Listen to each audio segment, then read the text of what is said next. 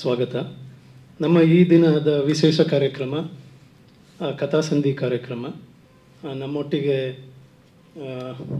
ಶ್ರೀ ಕಾಥಾ ಚಿಕ್ಕಣ್ಣ ಅವರು, ಪ್ರಖ್ಯಾತ ಕನ್ನಡ ಲೇಖಕರು ಹಾಗೂ ಸಂಪಾದಕರು ಹಾಗೂ ಕರ್ನಾಟಕ ಸರ್ಕಾರದ ಸಂತ ಕವಿ ಕನಕದಾಸ ಮತ್ತು ತತ್ವ ಪದಕಾರರ ಅಧ್ಯಯನ ಕೇಂದ್ರದ ಅಧ್ಯಕ್ಷರೂ ಆಗಿದ್ದಾರೆ. ಅವ್ರನ್ನ ಸಾಹಿತ್ಯ ಅಕಾಡೆಮಿ ವತಿಯಿಂದ ಸ್ವಾಗತಿಸುತ್ತಾ ವೇದಿಕೆ ಮೇಲೆ ಬರಬೇಕಂತ ಕೇಳ್ಕೊಳ್ತೀನಿ ಸರ್.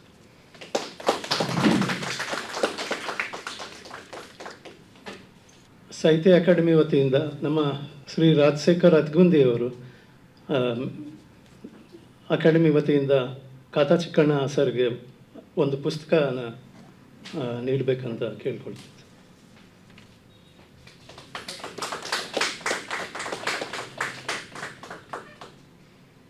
ಸಾಹಿತ್ಯ ಅಕಾಡೆಮಿ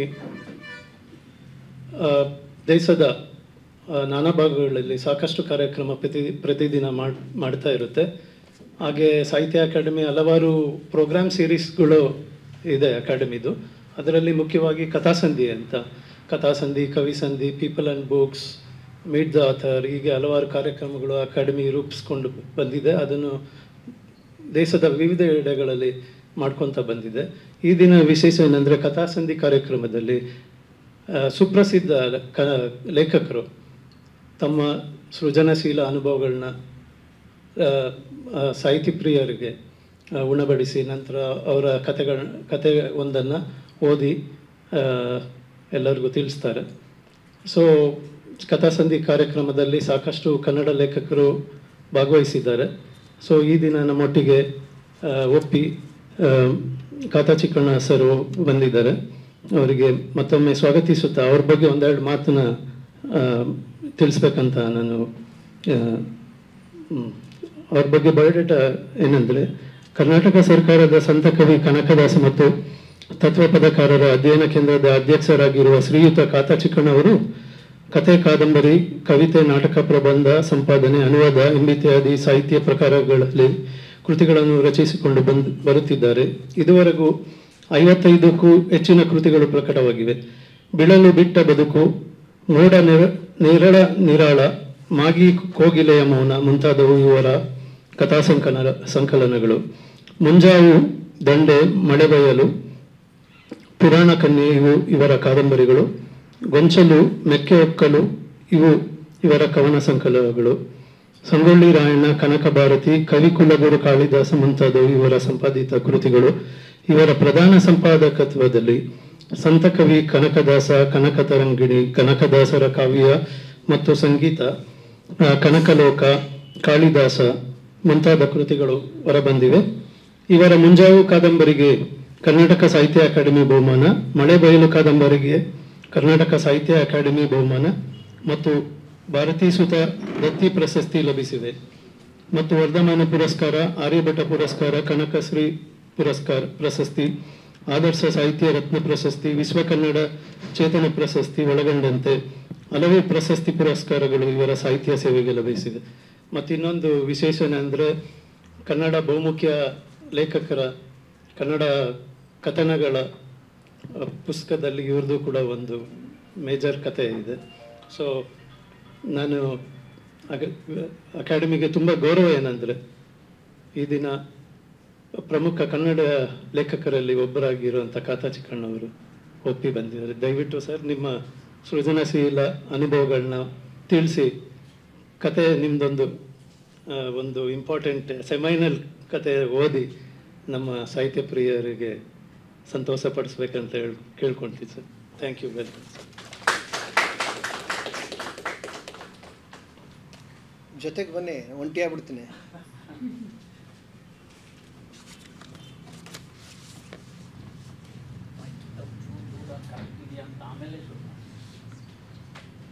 ಈಗ ಈಗ ಮೈಕ್ ಬಳಸಿ ಗೊತ್ತಿಲ್ಲ ನಮಗೆ. ಬಂಧುಗಳೇ, ಕಥಾ ಸಂಧಿಗೆ ನನ್ನನ್ನು ಸೇರಿಸಿರುವ ನಮ್ಮ ಕೇಂದ್ರ ಸಾಹಿತ್ಯ ಅಕಾಡೆಮಿಗೆ ಮತ್ತು ಇದಕ್ಕೆ ಕಾರಣಕರ್ತರಾದಂಥ ಎಲ್ರಿಗೂ ಕೂಡ ನಾನು ಮೊದಲನೇದಾಗಿ ನನ್ನ ವಂದನೆಗಳನ್ನು ಅರ್ಪಿಸ್ತೀನಿ.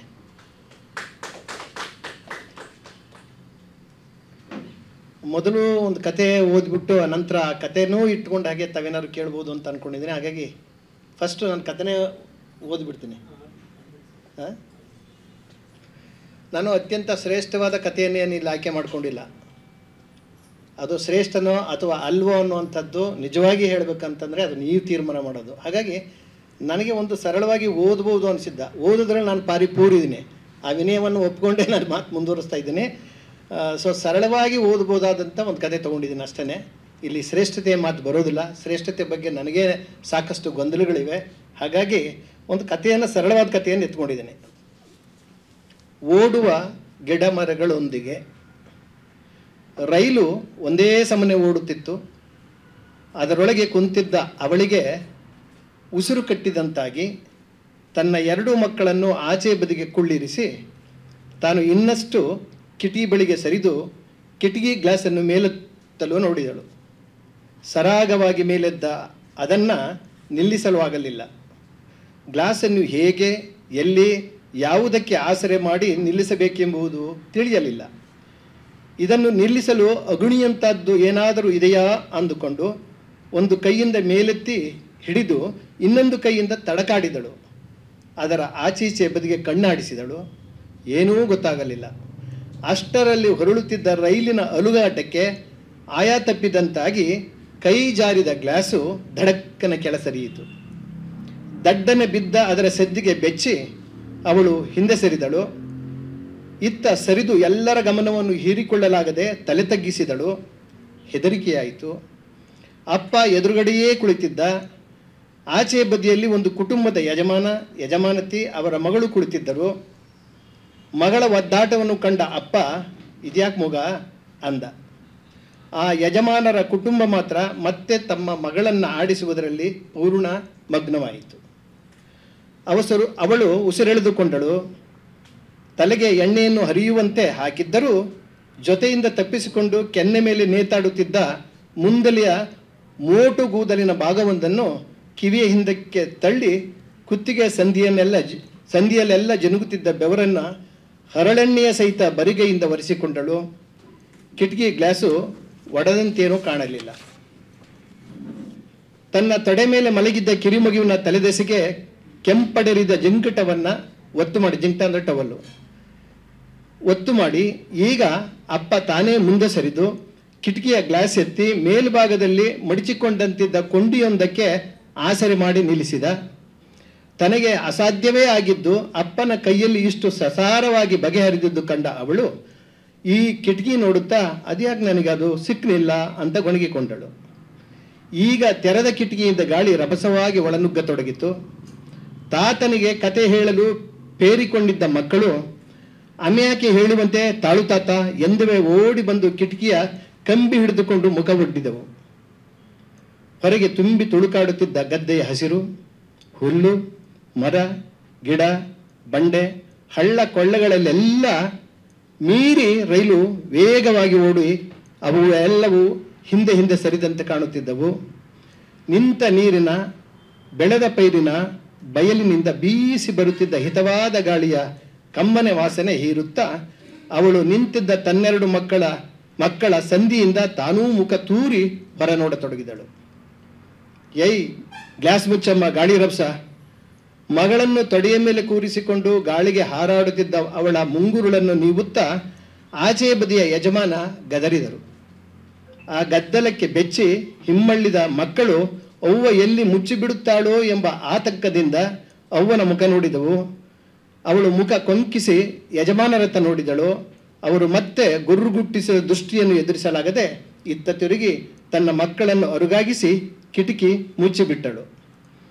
ರೈಲು ಓಡುತ್ತಿದ್ದದ್ದು ಆಮೇಲೆ ಓಡುತ್ತಾ ನಿಧಾನಗೊಂಡು ಕೊನೆಗೆ ಮಧ್ಯ ಮಾರ್ಗದಲ್ಲಿ ನಿಂತಿತು.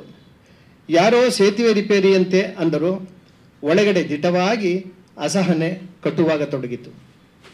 ಆ ಯಜಮಾನನು ಮೋಸುಂಬೆ ತೊಳೆಯನ್ನು ಮಗಳ ಬಾಯಿಗೆ ಇಡಲು ಹೋಗುವುದು, ಮಗಳು ಬಾಯಿ ಮುಂದಕ್ಕೆ ತಂದಾಗ ತಾನು ಹಿಂದಕ್ಕೆ ಕೈ ಎಳೆದುಕೊಳ್ಳುವುದು, ಅದಕ್ಕೆ ಮಗಳು ಮುನಿಸಿ ತೋರುವುದು, ಈ ಹುಸಿ ಮುನಿಸಿಗೆ ತಾಯಿ ನಗುವುದು ಸಾಗುತ್ತಿತ್ತು.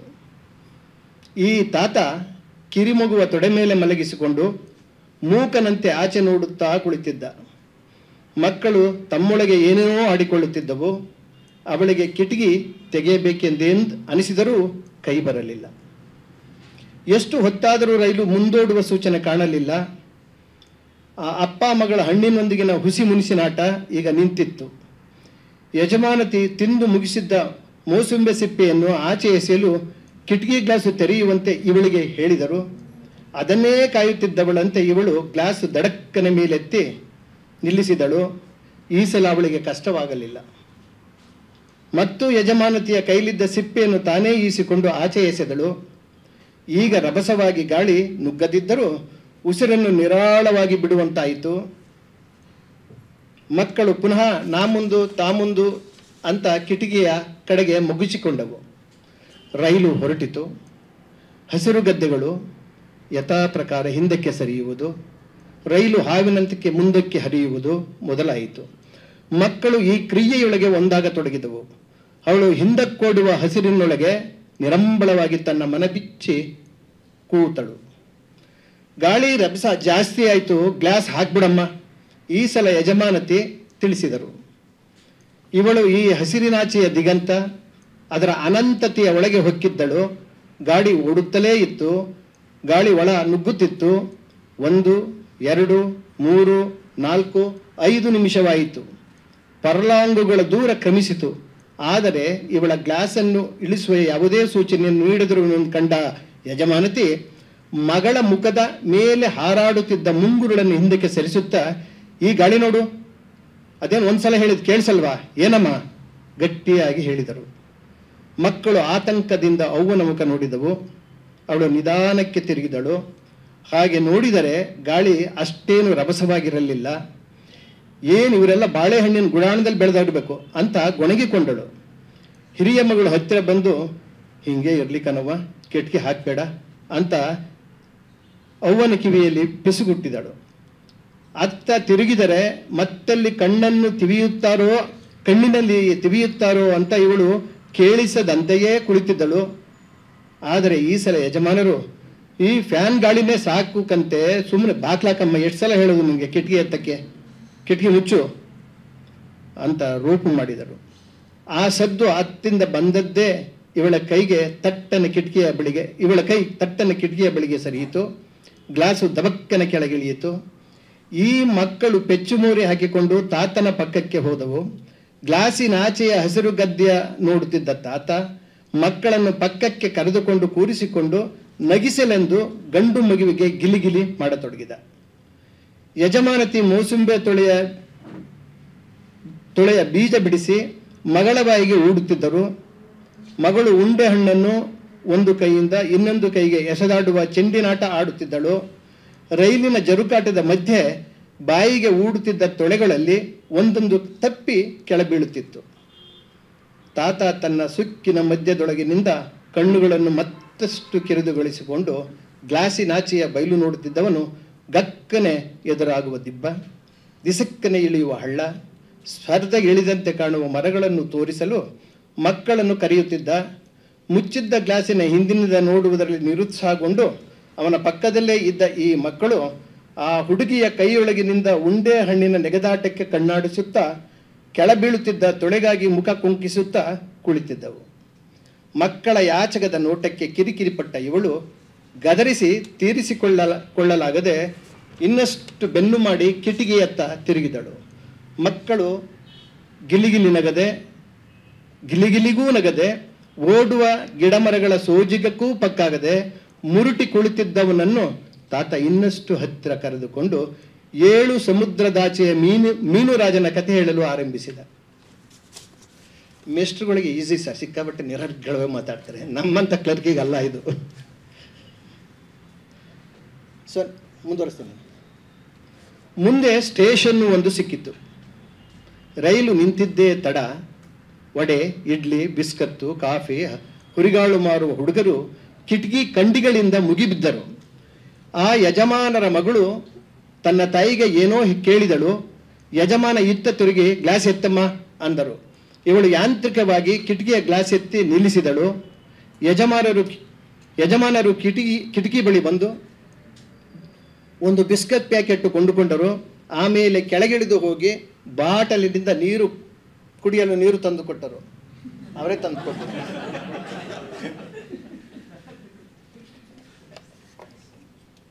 ಇಲ್ಲೇ ಇರಲಿ. ಆ ನೀರಿಗೋದಕ್ಕೂ ಎಷ್ಟು ಬೇಗ ಕನೆಕ್ಟ್ ಆಗಿ ನೋಡಿ.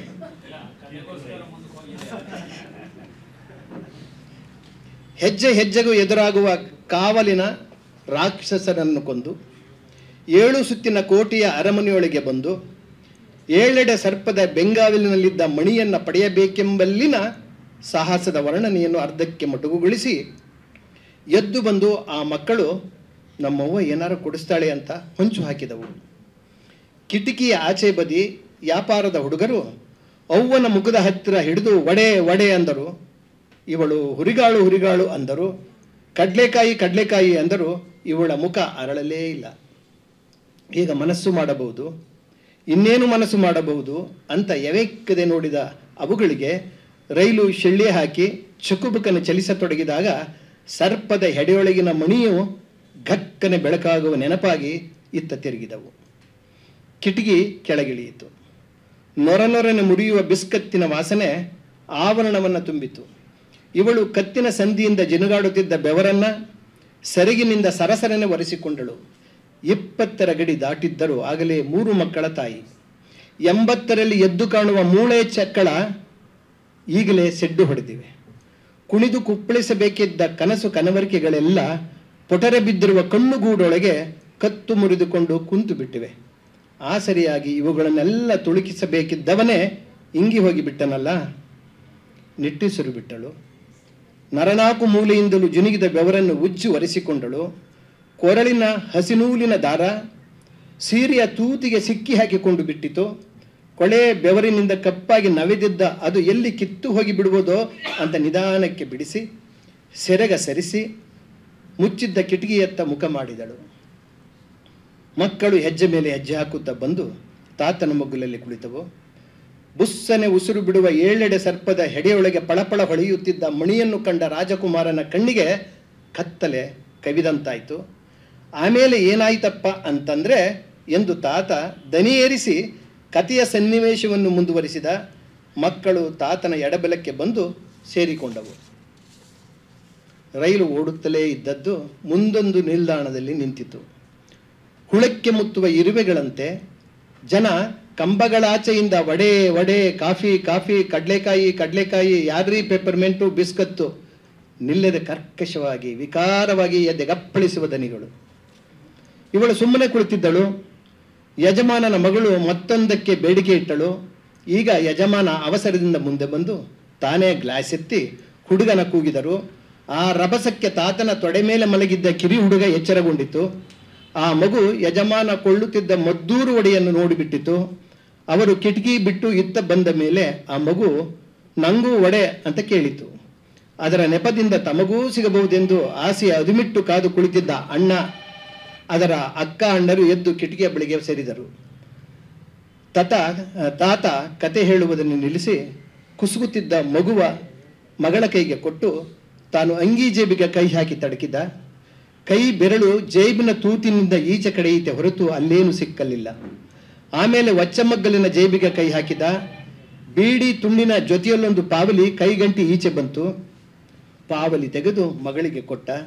ಇವಳು ಲಘು ಬಗೆಯಿಂದ ಕೈ ಚಾಚಿ ಇನ್ನೂ ಅಲ್ಲೇ ನಿಂತಿದ್ದ ಒಡೆ ಹುಡುಗನಿಗೆ ನೀಡಿ 3 ಒಡೆ ಕೊಡಪ್ಪ ಅಂದಳು. ಆ ಹುಡುಗ ಪಾವಲಿಯ ನೋಡಿದ. ಒಂದೇ ಪಾವಲಿ 3 ಒಡೆ. ತಗೋ 3ಕ್ಕೊಮ್ಮೆ ಬೇಕಂತೆ ಒಡೆ ಅಂತ ಸಿಡುಕಿ ಕೈಗೆ ಪಾವಲಿ ಕುಕ್ಕಿ ಒಡೇರಿ ಅಂತ ಅವನು ಕೂಗುತ್ತಾ ಮುಂದೆ ಹೋದ. ರೈಲು ಗಂಟಲು ಸರಿ ಮಾಡಿಕೊಂಡು ಮೈ ಒದರಿತು. ಅವಳು ಪಾವಲಿಯನ್ನು ಹಾಗೇ ಹಿಡಿದುಕೊಂಡು ಹಿಂದೆ ಸರಿದು ಮಕ್ಕಳ ಮುಖ ನೋಡಿದಳು. ಅವುಗಳ ಮೋರೆ ಇಳೆಬಿದ್ದಿದ್ದವು. ಕಿರಿಮಗು ನಂಗೂ ಒಡೆಬೇಕು ಅಂತ ರಾಗ ಎಳೆಯುತ್ತಿತ್ತು. ಇವಳಿಗೆ ಹಿಂಡು ನಾಚಿಕೆಯಾಗಿ ಮತ್ತೆ ಅಂಜಿಕೆ ಮೂಡಿ ಮತ್ತೂ ಸೊರಗಿ ಆ ಮಗುವ ಎಳಕೊಂಡು ಬತ್ತಿದ ಎದೆಗೆ ಕಚ್ಚಿಸಿಕೊಂಡು ಸೀರೆ ಸೆರಗ ಮರೆ ಮಾಡಿಕೊಂಡಳು. ನವೆದ ಸೆರಗಿನಿಂದೀಚೆಗೂ ಆ ಮಗು ಕುಸುಗುತ್ತಲೇ ಮೊಲೆ ಚೀಕುತ್ತಿತ್ತು ಕಾಣುತ್ತಿತ್ತು. ಹಸಿರು ಬಯಲನ್ನು ಬಿಟ್ಟು ರೈಲು ಈಗ ಒಣನೆಲವನ್ನು ಉರುಚುರಿಸಿ ಹಿಂದೆ ಹಾಕುತ್ತಾ ಓಡುತ್ತಿತ್ತು. ಅದರಾಚೆಯೇ ದೃಷ್ಟಿ ನೆಟ್ಟಿದ್ದ ತಾತ ಅದರಿಂದ ಕಿತ್ತು ನೆನೆಸಿಕೊಂಡವನಂತೆ ಎದ್ದು ಚಡ್ಡಿ ಜೋಬಿಗೆ ಕೈ ಹಾಕಿದ. ನೆನಪು ಸುಳ್ಳಾಗಲಿಲ್ಲ. ಅಲ್ಲಿ ಇನ್ನೊಂದು ಪಾವಲಿ ಸಿಕ್ಕಿತು. ತಕೊವ್ವ, ಮುಂದೆ ಟೇಸನಾಗಿ ಏನಾದ್ರು ಮಕ್ಕಳಿಗೆ ತಕೊಡು ಅಂದು ಮಗಳ ಕೈಗೆ ಇತ್ತ. ಅವಳು 2 ಪಾವಲಿಗಳನ್ನು ಕೈಗಿಟ್ಟುಕೊಂಡು ತುಟಿ ಮೇಲೆ ಆಸೆಯ ಅಲೆಯೊಂದು ಹೊರಳಾಡಿತು. 2 ಮಕ್ಕಳು ಸಡಗರದಿಂದೆದ್ದು ತಾತನ ಎಡಬಲ ಬಂದು ನಿಂತವು.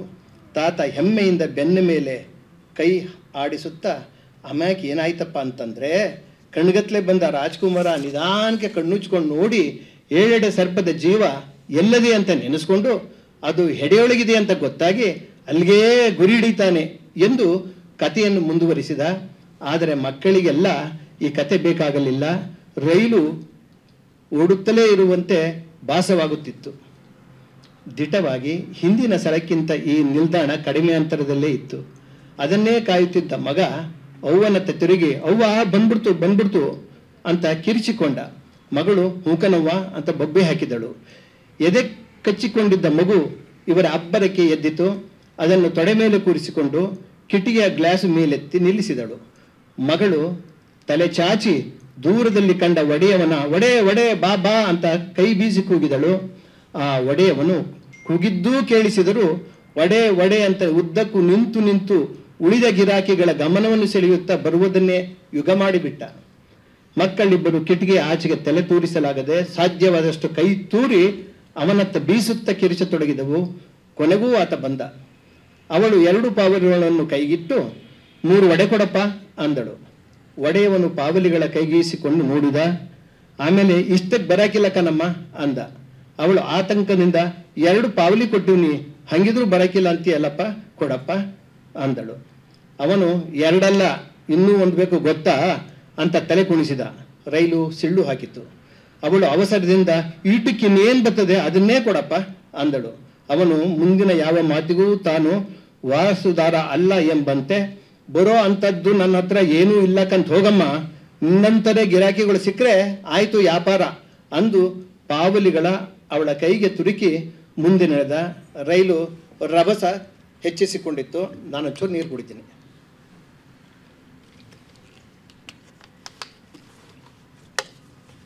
ಇವಳು ಕೈಗೆ ಬಂದ ಪಾವಲಿಗಳನ್ನು ಹಾಗೇ ಹಿಡಿದುಕೊಂಡು ಅಪ್ಪನ ಮುಖ ನೋಡಿದಳು. ಅವನು ಅಸಹಾಯಕನಾಗಿದ್ದ. ಹಿರಿಯ 2 ಮಕ್ಕಳು ಮುಖ ಕಪ್ಪಿಟ್ಟುಕೊಂಡು ಪಕ್ಕಕ್ಕೆ ಬಂದು ಕುಕ್ಕರು ಬಡಿದವು. ಕಿರಿ ಹುಡುಗ ನಂಗೆ ಒಡೆ ಅಂತ ದನಿ ತಿರುಗಿತು. ಇವಳು ಅಳುವ ಮಗುವ ಮುಂದೆಳೆದುಕೊಂಡು ತಲೆ ನೀವಿ ಮೈದಡವಿ, ಮುಂದುಲ್ತಾವೆ ನಾವು ಇಳಿಯೋದು, ಹಟ್ಟಿಗೆ ಹೋದ್ಕೊಳ್ಳಿ ಏನಾರ ಮಾಡ್ಕೊಡ್ತೀನಿ ಕಂದ, ಈಗ ಅಳಬೇಡ ನನ್ನಪ್ಪ ಪಿಸುಗುಟ್ಟಿದಳು. ಪೆಚ್ಚು ಮೊರೆ ಹಾಕಿಕೊಂಡು ಕುಳಿತಿದ್ದ ಮಕ್ಕಳಿಗೆ ತಾತ, ಇವನಂಗೆ ಆ ರಾಜ್ಕುಮಾರ ಹತ್ಕೊಂಡು ಕೂತಿದ್ರೆ ಮಣಿತರ ಕಾಯ್ತಿತ್ತ, ಸರ್ಪದ ಜೀವ ಅದರ ಹೆಡೆಯೊಳಗಿದೆ ಅಂತ ತಿಳ್ಕೊಂಡೋನೆ ಅದನ್ನು ಕೊಂದು ಆ ಮುತ್ತು ಪಡ್ಕೊಂಡ ಅಂದಂಗೆ ಹೆಂಗೆ ಪಡ್ಕೊಂಡ ಅಂತ ಅಂದರೆ ಎಂದು ತನ್ನ ಕತೆಗೆ ರಂಗೇರಿಸಲು ಪ್ರಯತ್ನಿಸಿದ. ಆದರೂ ಆ ಮಗು ತನ್ನ ಅಳು ನಿಲ್ಲಿಸಲಿಲ್ಲ. ರಾಗ ಇನ್ನೂ ದೊಡ್ಡದು ಮಾಡಿತು. ಆ ಕಂಪಾರ್ಟ್ಮೆಂಟ್ ಚಿಕ್ಕ ಕಂಟಿನ ದೊಡ್ಡ ಗದ್ದಲವನ್ನು ಸಹಿಸಲಾಗದೆ ಮುಖ ರಬ್ಬರು ಮಾಡಿಕೊಂಡು ಆ ಯಜಮಾನತಿ ತನ್ನ ಮಗಳಿಗೆ ತನ್ನದೇ ಅರ್ಧ ಒಡೆ ಕೊಡುವಂತೆ ಹೇಳಿಕೊಂಡಳು. ಆ ಹುಡುಗಿ ಒಪ್ಪಲಿಲ್ಲ. ವಾರ ಪತ್ರಿಕೆಯೊಂದರ ಪುಟ ತಿರುವಿ ಹಾಕುತ್ತಿದ್ದ ಯಜಮಾನರು, ನೀನು ಕೊಡಲಿಲ್ಲ ಅಂದರೆ ನಾವಿಲ್ಲಿ ಕೂರಕ್ಕಾಗೋದಿಲ್ಲ, ಅಲ್ಲಿ ನೋಡು ಗೋಳ ಅಂತ ರೇಗಿದರು. ಯಜಮಾನತಿ ನಡುವೆಯೇ ಬಾಯಿ ಹಾಕಿ, ನೀವು ಸುಮ್ಮನಿರಿ, ನಾನು ಕೊಡಿಸ್ತೀನಿ ಅಂತ ಗಂಡನಿಗೆ ಸಮಾಧಾನ ಮಾಡಿ ಮಗಳ ಕಡೆ ತಿರುಗಿ ಪೂಸಿ ಮಾಡುತ್ತಾ, ನಿನಗೆ ಮುಂದಿನ ಸ್ಟೇಷನಲ್ಲಿ ಏನು ಬೇಕೋ ಅದನ್ನೇ ತಗೊಡ್ತೀನಿ, ಈಗ ಆ ಮಗು ಅಳುತ್ತಾ ಇದೆ, ಅರ್ಧ ಕೊಡು ಮಗಳೇ, ನೀನು ಜಾಣಮರಿ ಅಲ್ಲವಾ ರಮಿಸಿದಳು. ಆ ಹುಡುಗಿ ಒಲ್ಲದ ಮನಸ್ಸಿನಿಂದ ಎದ್ದು ಬಂದು ಅಳುತ್ತಿದ್ದ ಆ ಮಗು ಕೈಗೆ ಒಡೆ ಚೂರ ನೀಡಿತು. ಈ ಮಗು ಒಡೆ ಕಡೆ ತಿರುಗಿಯೂ ನೋಡಲಿಲ್ಲ. ಆ ಹುಡುಗಿ ಕೈ ಮೇಲೆ ಇಡಲು ಹೋಯಿತು. ಈ ಮಗು ತಟಕ್ಕನ ಕೈಯ ಹಿಂದಕ್ಕೆ ಎಳಕೊಂಡು ಮುಖವ ಸೊಟ್ಟಗೆ ಮಾಡಿಕೊಂಡು ಅತ್ತ ತಿರುಗಿ ನಂಗೆ ಬೇಡ ಎಂದು ಕಿರಿಚಿತು. ಮೊದಲೇ ಕೊಡಲು ಮನಸ್ಸಿಲ್ಲದಿದ್ದ ಆ ಹುಡುಗಿಗೆ ಈಗ ಅವಮಾನ ಆದಂತಾಗಿ ಒಂದು ಕ್ಷಣ ಏನೂ ಗೊತ್ತಾಗದೆ ಆಮೇಲೆ ಗರಕ್ಕನೆ ತಿರುಗಿ ಕುಳಿತಿದ್ದ ಅದರ ಅಣ್ಣನ ತೊಡೆ ಮೇಲೆ ರಪ್ಪನೆ ಒಡೆಚೂರಿಟ್ಟು ತನ್ನ ತಾಯಿಯ ಕಡೆಗೆ ದಪ ಕಾಲು ಹಾಕುತ್ತಾ ಹೋಯಿತು. 7 ಸರ್ಪದ ಹೆಡೆ ಕತ್ತರಿಸಿ ಮಣಿ ಹೊತ್ತು ತಂದ ರಾಜಕುಮಾರನ ಸಾಹಸದಲ್ಲಿ ಒಂದಾಗಿ ಬಿಟ್ಟಿದ್ದ ಆ ಹುಡುಗನಿಗೆ ಯಜಮಾನನ ಹುಡುಗಿಯ ದಿಮಾಕು ಚುಚ್ಚಿದಂತಾಯಿತು. ತೊಡೆ ಮೇಲೆ ಕುಕ್ಕಿದ್ದ ಒಡೆಚೂರನ್ನು ಎತ್ತಿ ಸಿಡಾರನ್ನು ಕಿಟಕಿಯತ್ತ ಬೀಸಿತು. ಅದು ಹಾಕಿದ್ದ ಕಿಟಕಿಯ ಗ್ಲಾಸಿಗೆ ಬಡಿದು ಪುಡಿಯಾಗಿ ಕೆಳಗುದುರಿತು. ಅವ್ವನ ಮುಖ ಕೆಂಪಾಯಿತು. ಮುಖದ ಮೂಳೆಯ ಮೇಲೆ ಒಳಗಿನಿಂದ ಹೊರಳಿದ ನರಗಳು ನರ್ತನ ಮಾಡಿದವು. ಇಡೀ ದೇಹ ಕುದಿದು ನೀರಾಡಿತು. ಇನ್ನು ಸಹಿಸಲಾಗಿದೆ. ಮುಚ್ಚಿದ್ದ ಕಿಟಕಿ ಗ್ಲಾಸನ್ನು ದಡಕ್ಕನ ಮೇಲೆತ್ತಿ ನಿಲ್ಲಿಸಿ ಕೊಸರಾಡುತ್ತಿದ್ದ 3 ಮಕ್ಕಳನ್ನು ಕಿಟಕಿಯತ್ತ ತಳ್ಳಿ ನಿಲ್ಲಿಸಿದಳು. ರೈಲು ಕುಲುಕುತ್ತಾ ಬಳುಕುತ್ತಾ ಮುಂದೆ ಓಡಿದಂತೆ ತೆರೆದ ಕಿಟಕಿಯಿಂದ ಗಾಳಿ ಒಳನುಗ್ಗಿ ಆವರಣವನ್ನೆಲ್ಲ ತುಂಬಿಕೊಳ್ಳುತ್ತಿತ್ತು. ಕಂಬಿ ಹಿಡಿದು ಕಿಟಕಿಯ ಬಳಿ ನಿಂತಿದ್ದ ಮಕ್ಕಳು ಬಿಕ್ಕುತ್ತಾ ಕೊನೆಗೆ ಬಿಕ್ಕಳಿಕೆಯನ್ನೂ ನುಂಗಿಕೊಂಡು ಆಚೆ ಬದಿಯಿಂದ ಹತ್ತಿರ ಬರುವ, ಬಂದಷ್ಟೇ ರಭಸವಾಗಿ ಹಿಂದೆ ಸರಿದು ಬಿಡುವ ಮರವ, ಗಿಡವ, ಪೊದೆಯ, ಬಂಡೆಯ ಇಡೀ ಹಸಿರು ಬಯಲನ್ನೇ ಹಿಡಿದು ನಿಲ್ಲಿಸಿ ಬಿಡುವಂತೆ, ಮತ್ತೆ ಕಬಕ್ಕನೆ ಮರೆಯಾಗಿ ಬಿಡುವಂತೆ ಆಗುತ್ತಿದ್ದ ಕೌತುಕಕ್ಕೆ ಪಕ್ಕಾಗಿ ನೋಡುತ್ತಾ ನಿಂತುಕೊಂಡವು. ಓಡುವ ಗಿಡ ಮರಗಳೊಂದಿಗೆ ಕತೆ ಹೆಸರು. ಆಯ್ತು.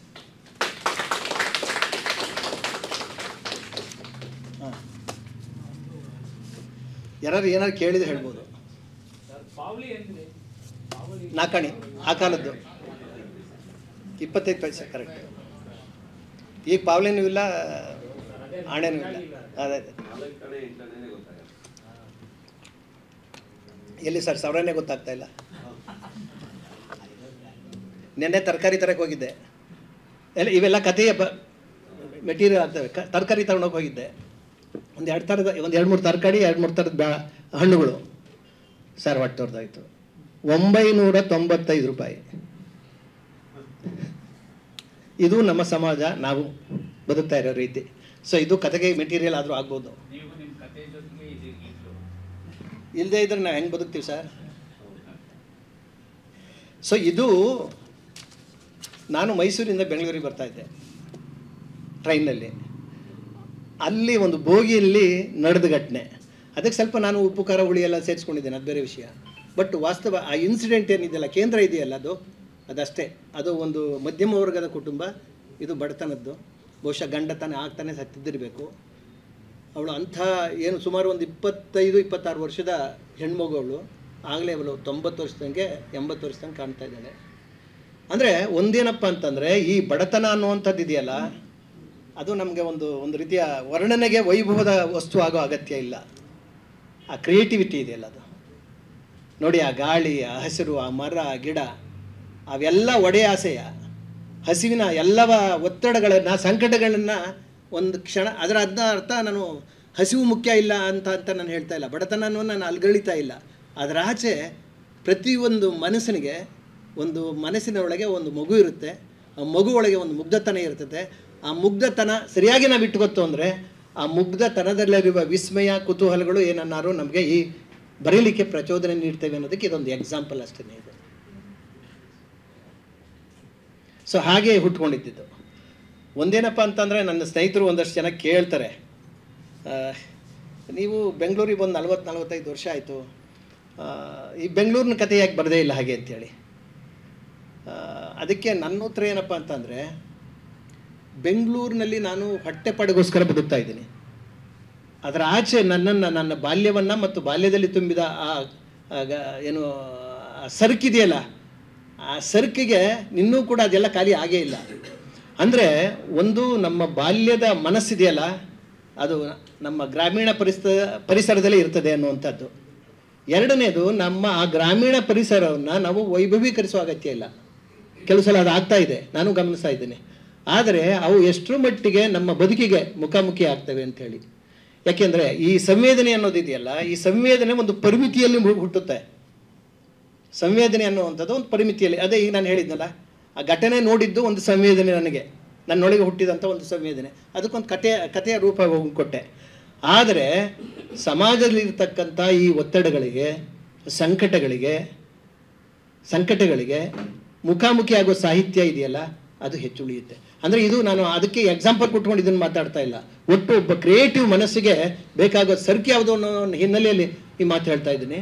ಹಾಗಾಗಿ ಒಂದು ಇದೇನಿದೆಯಲ್ಲ ಇದು ಈ ಸಮಾಜದ ಸಂಕಟಗಳಿಗಿರ್ಬೋದು, ಮಾನವೀಯ ಮೌಲ್ಯಗಳಿಗೆ ಯಾವ ಸಾಹಿತ್ಯ ದನಿಯಾಗತ್ತೆ, ಕಿವಿಯಾಗತ್ತೆ, ಮನಸ್ಸೊಡ್ಡುತ್ತೆ, ಅದು ಉಳಿಯುತ್ತೆ ಅನ್ನುವಂಥದ್ದು.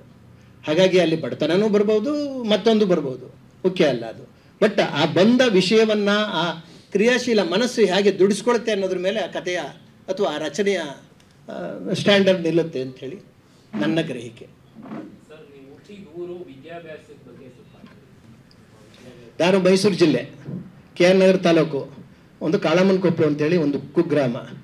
ನಾನು ಹೈಸ್ಕೂಲಿಗೆ ಬರೋವರೆಗೂ ಕೂಡ ರಸ್ತೆ ಆಗಿರಲಿಲ್ಲ, ಡಿಗ್ರಿಗೆ ಬರೋವರೆಗೂ ಕೂಡ ಅಲ್ಲಿ ಲೈಟ್ ಬಂದಿರಲಿಲ್ಲ ಅಂತ ಒಂದು ಕುಗ್ರಾಮ. ಕುಗ್ರಾಮ ಅಂತ ಕರೆಯೋದೇ ನನಗೆ ಬೇಸರ ಆಗ್ತಾ ಇದೆ. ಆದರೆ ನಿಮ್ಗೆ ಅರ್ಥ ಆಗಲಿ ಅಂತೇಳಿ ಕುಗ್ರಾಮ ಕರೆದೆ. ಅದು ನನ್ನ ಕುಗ್ರಾಮ ಅಲ್ಲ, ಅದು ನನ್ನ ಭಾರತ, ಅದು ನನ್ನ ಬದುಕಿನ ಭಾರತ ಅದು. ಸೊ ಹಾಗಾಗಿ ನಾನು ಅಲ್ಲಿ ಹುಟ್ಟಿದ್ದು, ಆಮೇಲೆ ಓದಿದ್ದು ನನ್ನೂರು ನಿಲಯ 4ನೇ ಕ್ಲಾಸ್ನವರೆಗೆ. ಅದಾದಮೇಲೆ ಮಿಡ್ಲ್ ಸ್ಕೂಲ್ಗೆ ಹರದನಹಳ್ಳಿ ಅಂತಿತ್ತು, ಅದು 3 ಕಿಲೋಮೀಟ್ರ್ ಆಚೆ. ಸೊ ಅಲ್ಲಿಗೆ ಹೋಗಿದ್ದು. ಅದಾದಮೇಲೆ ಸಾಲಿಗ್ರಾಮ ಅಂಥೇಳಿ ಈಗ ತಾಲೂಕು ಆಗ್ತಾ ಇದೆ. ಆ ಸಾಲಿಗ್ರಾಮಕ್ಕೆ ಹೈಸ್ಕೂಲು ಮತ್ತು PUC ಅಲ್ಲಿ ಓದಿದ್ದು. ಸೊ ಎಲ್ಲ ನಡ್ಕೊಂಡೇ ಹೋಗೋದು ಇತ್ಯಾದಿ. ನಮಗೆ ನಡ್ಕೊಂಡು ಹೋಗೋದು ಅಂತಂದರೆ, ನಿಜ ಹೇಳಬೇಕು ಅಂತಂದರೆ, ನಾನು ಮಹಾ ಓದುವುದರಲ್ಲಿ ಭಾರಿ ದಡ್ಡ ಅಂತ, ಅಥವಾ ಅದರಲ್ಲಿ ಆಸಕ್ತಿ ಇಲ್ಲ ಅಂತ. ಎಷ್ಟೊತ್ತಲ್ಲಿ ನೋಡಿದ್ರು ಬೀದಿ ಆಟ, ಹಡ್ಲು ಅಂದ್ರೆ ಗೊತ್ತಾ, ಕೆರೆಯ ಮಾಳ ಇರುತ್ತಲ್ಲ, ಅಲ್ಲಿ ಸೊಂಪ್ಲಲ್ಲಿ ಹಳೆ ಸೀರೆ ಕಟ್ಟಿ ಮಧ್ಯಕ್ಕೆ ನಾಟಕಕ್ಕೆ ಬಣ್ಣ ಯಾವುದು, ಬೂದಿ, ಗಾಡಿ ಕೊಪ್ಪು ಗೊತ್ತಾ, ಗಾಡಿ ಚಕ್ರಕ್ಕೆ ಇದು ಹಾಕ್ತಾರೆ ಅಲ್ರಿ, ಕೀಲೆಣ್ಣೆ, ಮೀಸ ಬರ್ಸಕ್ಕೆ ಬೇಕಲ್ಲ ಗುರುವುದು. ಅದಕ್ಕೆ ಅವ್ರನ್ನ ಕುರಿತು ಹೇಳ್ತಾ ಇದ್ದೀನಿ ಸರ್ ನಾನು, ಅದಕ್ಕೆ ಅವ್ರನ್ನ ಕುರಿತು ಹೇಳ್ತಾ ಇದ್ದೀನಿ. ಇಲ್ಲ, ಈಗ ಅರ್ಥ ಆಗ್ತಾ ಇದೆಯಲ್ಲ. ಸೊ ಹೀಗೆ ಬರೀ ಬೀದಿಲಿ ಬೆಳೆದವ್ರು ನಾವು, ಬೀದಿಲಿ ಬೆಳೆದವರು. ಹಾಗಾಗಿ ಓದೋದು ಅಷ್ಟೇ ಇಷ್ಟ ಆಗಲಿಲ್ಲ. ಸೊ ಹೀಗೆ ಬೆಳೆದ ಮೇಲೆ ನಾನು ಈ ಹೈಸ್ಕೂಲ್ ಇದು ಡಿಗ್ರಿಗೆ ಇದಕ್ಕೆ ಬಂದೆ. ಎಲ್ಲಿಗೆ? ಮೈಸೂರಿಗೆ ಬಂದೆ. ಇದಿದೆಯಲ್ರಿ ಹೋಮ್ ಸಿಕ್ಕಿದೆಯಲ್ಲ, ಆ ಹಿಂಸೆ ಈಗಲೂ ನೆನೆಸ್ಕೊಂಡು ಕೂಡ ಹೆಂಗೆ ಅಂತಂದರೆ, ಇದ್ದಕ್ಕಿದ್ದಂಗೆ ನನ್ನ ಊರು ನೆನಪಾಗ್ಬಿಡೋದು, ಆ ಸೊಂಪಲ್ಲಿ ನೆನಪಾಗೋದು, ಆ ಬೀದಿ ನೆನಪಾಗೋದು, ಅಲ್ಲಿ ನನ್ನ ಜೊತೆ ಆಡ್ತಾ ಇದ್ದಾರಲ್ಲ ಅವರೆಲ್ಲ ನೆನಪಾಗೋದು. ಆಮೇಲೆ ತಿಪ್ಪೆ ಇದೆಯಲ್ಲ, ತಿಪ್ಪೆ ಎಂಥ ಮಹತ್ವವಾದ ಸ್ಥಳ ಗೊತ್ತಾ ಸರ್ ಅದು. ನಮ್ಮ ಇದು ಯಾವ ಹಬ್ಬ ಅದು, ದೀಪಾವಳಿನಲ್ಲಿ ತಿಪ್ಪೆ ಪೂಜೆ ಮಾಡ್ತಾರೆ. ಅಲ್ಲಿ ನಾವು ದೇವ್ರು ಮಾಡ್ಕೊಂಡು ಅದ್ರ ಮೇಲೆ ಕುಣಿಯೋದು. ದೇವ್ರು ಮಾಡೋದು ಅಂದರೆ ಭಕ್ತ ಪಿಲ್ಲಿ ಗೊತ್ತಲ್ಲ, ಕಣ್ಬಿಡೋದು, ದೇವ್ರ ಥರ ಆಕಾರ ಮಾಡೋದು, ಕುಣಿಸೋದು, ಮೆರೆಸೋದು, ಹೀಗೆ. ಸೊ ಹಾಗಿದ್ದವನು ಇಲ್ಲಿ ಒಂಟಿ, ಬೋರೇಗೌಡ ಬೆಂಗಳೂರಿಗೆ ಬಂದ ಅನ್ನಂಗೆ ಆಗೋಯ್ತು. ಯಾರೂ ಇಲ್ಲ, ಜೊತೆಗೆ ಯಾರೂ ಇಲ್ಲ, ಒಂಟಿ. ಆ ಹಿಂಸೆ ಇದೆಯಲ್ಲ, ಅದು ಅನುಭವಿಸ್ತರಿಗೆ ಗೊತ್ತಾಗೋದು ಆ ಒಂಟಿತನ ಅನ್ನುವಂಥದ್ದು. ಸೊ ಹಂಗಿದ್ದಾಗ ನಾನು ಮಹಾರಾಜಾಸ್ ಕಾಲೇಜ್ನಲ್ಲಿ, ತಾವ್ಯಾರು ಮಹಾರಾಜಾಸ್ ಕಾಲೇಜಲ್ಲಿ ಹೋಗಿದ್ದರೆ ಅಲ್ಲೊಂದು ಜೂನಿಯರ್ ಹಾಲ್ ಅಂತಿದೆ, ಸುಮಾರು 500 ಜನ ಕೂತ್ಕೋಬೋದಾದಂಥ ದೊಡ್ಡ ಹಾಲ್ ಅದು. ಸೊ ನಾನು ಸೇರಿದ ಒಂದು 3-4 ತಿಂಗಳಿಗೇ ಒಂದು ಕಾರ್ಯಕ್ರಮ, ಕಾಲೇಜು ಕಾರ್ಯಕ್ರಮ, ಅಲ್ಲಿ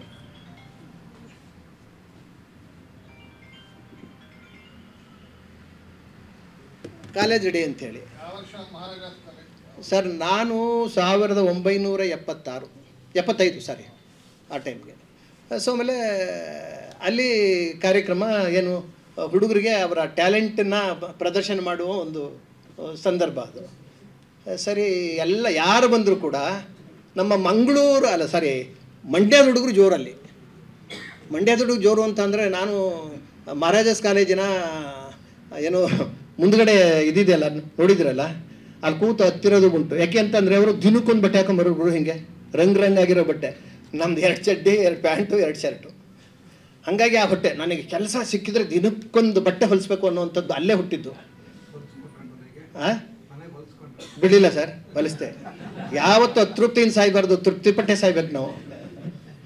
ಸೊ ಹಾಗೆ ಯಾರು ಬಂದರೂ ಕೂಡ ಶಿಲ್ಡೊಡಿಯೋದು, ಡಿಸ್ಕರೇಜ್ ಮಾಡೋದು, ಅವ್ರನ್ನ ಹಾಡಕ್ಕೆ ಬಿಡ್ತಿರ್ಲಿಲ್ಲ, ಮೋನೋ ಆಕ್ಟ್ ಮಾಡ್ಲಿಕ್ಕೆ ಬಿಡ್ತಿರ್ಲಿಲ್ಲ. ಹೀಗೆ ಆಯಿತು.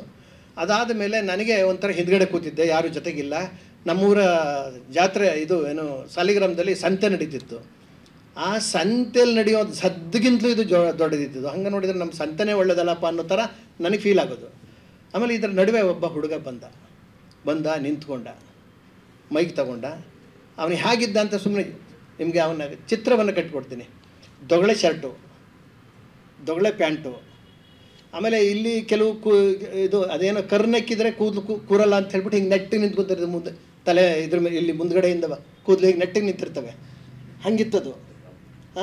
ಆಮೇಲೆ ಒಂದು ರೀತಿ ಅವ್ನು ನೋಡಿದರೆ ಬಹುಶಃ ಬಡತನವೇ ಮೈವೆತ್ತಿ ಬಂದಂಗೆ ಕಾಣ್ತಿದ್ದ ಅವನು. ಸೊ ನೀನು ಬಿಡ್ತವ ಹುಡುಗರು. ಸೊ ಸಿಳ್ಳು ಚಪ್ಪಾಳೆ ಎಷ್ಟರ ಮಟ್ಟಿಗೆ ಅಂತಂದರೆ ಅವನು ತಕ್ಷಣ ಏನು ಬಾಯಿ ಬಿಡ್ದೇನೆ ಅದು ಕೆಳಗೆ ಇಳಿದು ಓಡಬೇಕು ಆ ಥರ. ಅಮ್ಮ ನಾವು ಕೇರ್ ಮಾಡಲಿಲ್ಲ, ನಿಂತ್ಕೊಂಡ. ಮಕ್ಕಳ ನೀವು ಎಷ್ಟೊತ್ತು ಗಂಟೆ ಚಪ್ಪಾಳೆ ಹೊಡಿತಾರೆ ಹೊಡ್ಕೊಳ್ಳಿ ಅನ್ನೋ ಥರ ನಿಂತ, ಗಟ್ಟಿಯಾಗಿ ನಿಂತ. 5 ಆಯಿತು, 7 ಆಯಿತು, 8 ನಿಮಿಷ ಆಯಿತು, ಸುಮ್ಮನೆ ಅದು ಎಷ್ಟೊತ್ತು ಗಂಟೆ ಹೊಡ್ಕೋತೇವೆ. ಇವನು ಶುರು ಮಾಡ್ದ ಯಾವುದು ಅಂತಂದರೆ ನಮ್ಮ JSS ಅದು, ಯಾರು ಹೇಳಲಿ ಎಂದು ನಾನು ಹಾಡುವುದಿಲ್ಲ, ಹಾಡುವುದು ಅನಿವಾರ್ಯ ಕರ್ಮ ನನಗೆ.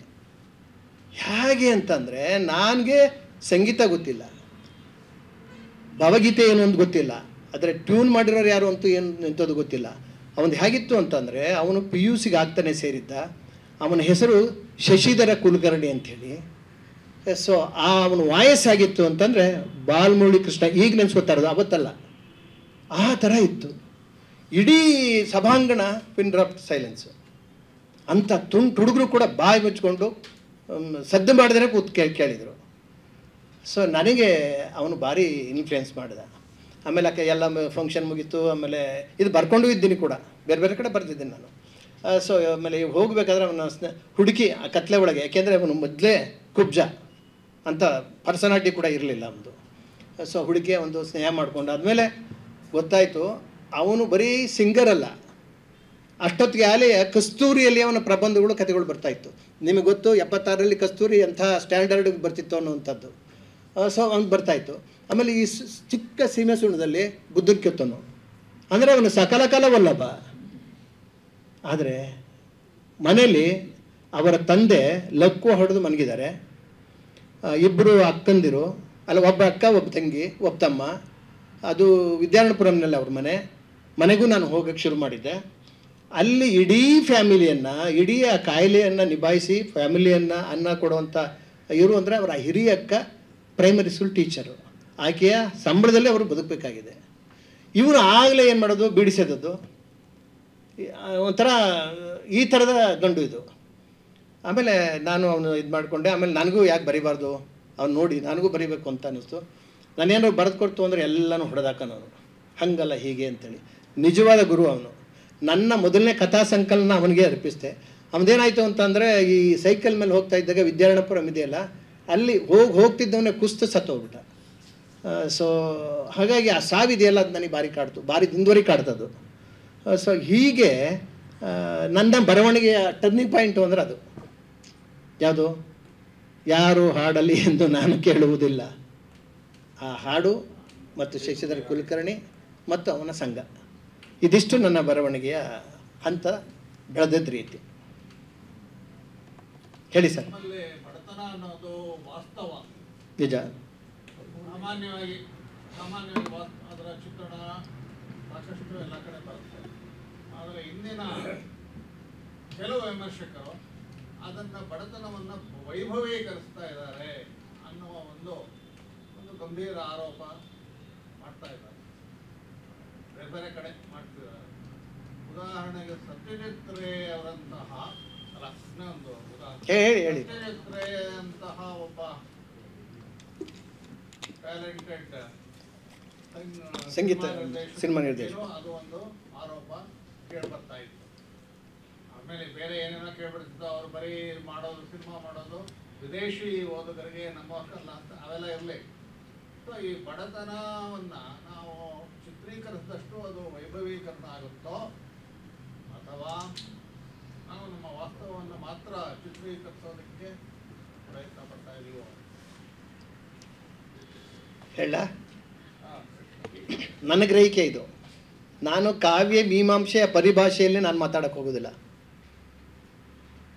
ಸೊ ಈ ಬಡತನ ಆಗಿರ್ಬೋದು, ಮತ್ತೊಂದಾಗಿರ್ಬೋದು, ಈ ಬಡತನವನ್ನು ಚಿತ್ರಿಸೋದು ಒಂದು ರೀತಿಯ ಅದನ್ನೇ ಒಂದು ಫ್ಯಾಷನ್ ಆಗಿಯೋ ಒಂದು ವೈಭವೀಕರಣ ಮಾಡುವಂಥದ್ದು ಇದೆಯಲ್ಲ, ಅದ್ರ ಬಗ್ಗೆ ನನ್ನದೇ ಆದ ಕೆಲವು ಡೌಟ್ಸ್ ಇದೆ, ನಿಜ.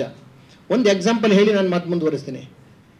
ದೇವನೂರು ಮಹಾದೇವ ಅವರ ಇದಿದೆಯಲ್ಲ, ಏನು ಒಡಲಾಳದಲ್ಲಿ ಆ ಗೌರಿ ಲಂಗವನ್ನು ಮೇಲೆ ಎತ್ಕೆಟ್ಕೊಂಡು ಗೋಡೆ ಮೇಲೆ ನವಲ್ ಚಿತ್ರ ಬಿಡಿಸ್ತಾಳೆ. ಆದರೆ ಅವ್ರ ಮನಪರಿಸ್ಥಿತಿ ಏನಪ್ಪ ಅಂತಂದರೆ ಇಡೀ ರಾತ್ರಿಯಲ್ಲಿ ಒಂದು ಏನು ಕಡಲೆಕಾಯಿ ಚೀಲವನ್ನು ತಿಂದು ಮುಗಿಸುವಂಥದ್ದು ಸಿಪ್ಪೆ ಸಹಿತ, ಅಲ್ಲಿ ಅದನ್ನು ವೈಭವೀಕರಿಸ್ತಾ ಇದ್ದಾರೆ ಅಂತಂದರೆ ಅದು ನಮ್ಮ ನೋಡುವ ದೃಷ್ಟಿ ಸ್ವಲ್ಪ ಮಂಕಾಗುತ್ತಲ್ಲಿ. ಆದರೆ ಈ ವೈಭವ ಇದೆಯಲ್ಲ, ಉದಾಹರಣೆಗೆ ಈಗ ನನ್ನೇ ಎಕ್ಸಾಂಪಲ್ ಎತ್ಕೋತೀನಿ, ನಂದ್ಯಾಕೆ ಬಿಡಬೇಕು, ಇಲ್ಲಿ ನಾನು ಎಲ್ಲಿಯೂ ಕೂಡ ಬ್ಯಾನರ್ ಕಟ್ತಾ ಇಲ್ಲ ಅವ್ರ ಬಡತನದ ಬಗ್ಗೆ, ಅವಳ ಸಂಕಟದ ಬಗ್ಗೆ. ಇಲ್ಲಿ ಓಡುವ ಗಿಡಮರಗಳೊಂದಿಗೆಯೂ ಕೂಡ ಅಲ್ಲಿ ಬಡತನ ಇದೆ, ಸಂಕಟ ಇದೆ, ಅಸಹಾಯಕತೆ ಇದೆ. ಅಂದರೆ ನಮ್ಮ ಸಮಾಜ ವರ್ಗೀಕರಿಸಿರ್ತಕ್ಕಂಥ 2 ವರ್ಗಗಳ ಚಿತ್ರಣ ಬರ್ತದೆ. ಆ ಚಿತ್ರಣ ಎಲ್ಲವೂ ಕೂಡ ಅಂತರ್ಗತವಾಗಿ ಬಂದಾಗ ಅದು ನಮಗೆ ಹೆಚ್ಚು ಪರಿಣಾಮಕಾರಿಯಾಗಿ ಇದು ತಟ್ಟುತ್ತೆ. ಅದು ಬ್ಯಾನರ್ ಹಾಕಿ ಕೊಟ್ಟರೆ ಕಷ್ಟ ಆಗುತ್ತೆ. ಸೊ ಹಾಗಾಗಿ ನಾನೇನು ಹೇಳ್ತೀನಿ ಅಂತಂದರೆ, ಈ ಕಾವ್ಯ ಮೀಮಾಂಸೆಯ ಪರಿಭಾಷೆಯಲ್ಲಿ ನೋಡುವುದನ್ನು ಬಿಟ್ಟು ಜೀವನ ಮೀಮಾಂಸೆ ಅಂತ ಒಂದಿದೆ ನನ್ನ ಪ್ರಕಾರ, ನಿಮ್ಮೆಲ್ಲರ ಪ್ರಕಾರನೂ ಕೂಡ.